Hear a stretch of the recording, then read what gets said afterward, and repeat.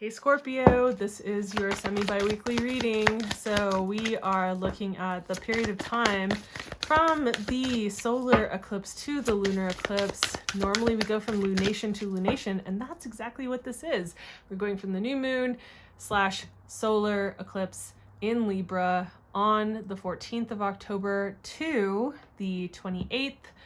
And that is a full moon / lunar eclipse in Taurus, the last Taurus eclipse we're going to have for some time. So, you know, at least a period of time.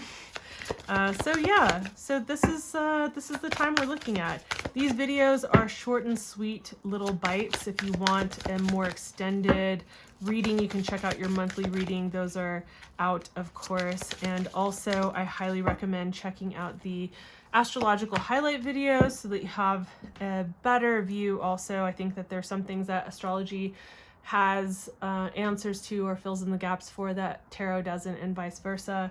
So I highly recommend doing that. Now, which deck? Feeling this deck for you guys, Scorpios. So these are more about getting guidance in these two-week increments. Normally I can say that, well, actually not normally. I guess sometimes I take those and sometimes I don't. Wasn't feeling those cards. So we're trying to get some advice about how to navigate this approximate two week period of time. I want another card. Do you see how my cards still shed? Years of use and they still shed. It's so funny. So actually I was feeling this other deck. If you've been following me for a little bit of time, you know that I do this, so sometimes. If you're new here, welcome. All right, so, okay.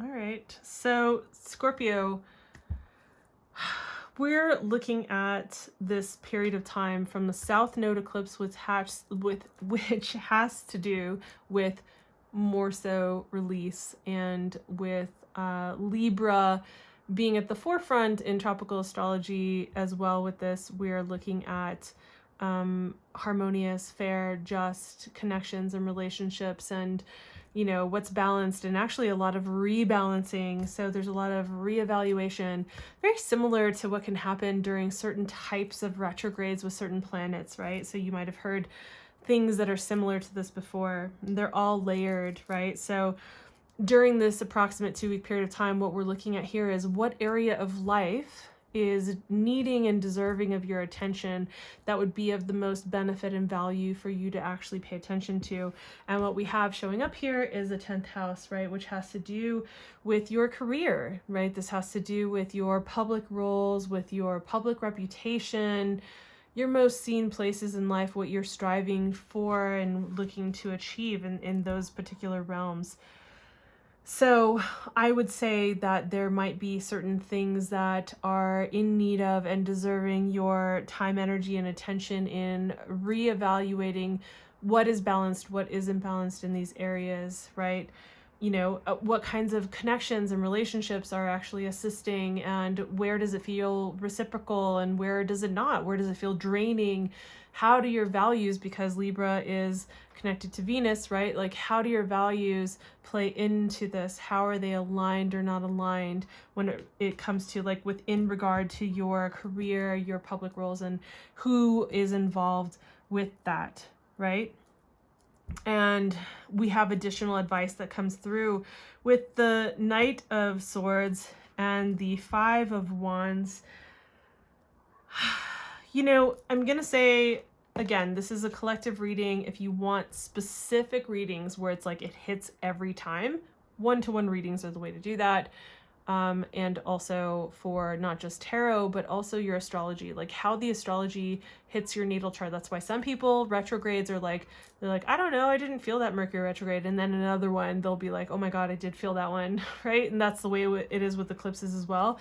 So if you really want that one-to-one reading, whether it's me or anybody else, like, just know that information is down below if you want to book with me, but it is more helpful to have those like one-to-one experiences. So for some of you, this may or may not land, but the Knight of Swords basically sitting here just being like, hey, Watch your mouth before you just go riding into a situation and speaking on things that you may not necessarily be aware of the entire picture, or that you think you're helping and you're really sticking your foot in your mouth, really.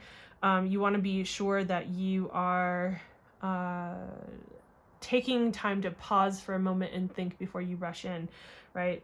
And at the same time, there is a speed with which things are happening that I think cannot be helped, right? Because the nights are all about action and movement, and of the nights, I would say this is the most swift, very, very quick action, right? And so I would say you want to be careful not to have it be so quick that you foot in mouth, but you also want to understand the pace of things and what's happening, and that you may need to be moving at a swifter pace than you might like, which is okay.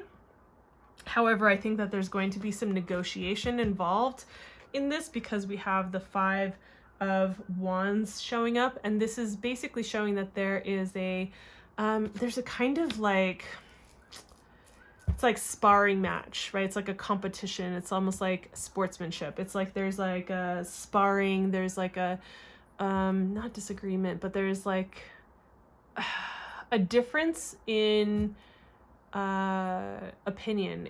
What is the word I'm looking for? It's like, oh gosh, you know when words escape you and it drives you absolutely insane? It's totally something simple that you use all the time, but essentially like the desires are not matching, right? Like there's like there are opposing desires, there are opposing wants in the situation.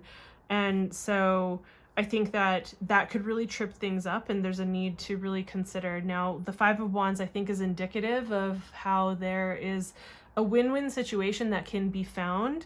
I think that you might find that you're coming up against certain kind of blockages. However, there is a conversation that can happen to understand like what's happening on both sides and where you can find a middle ground.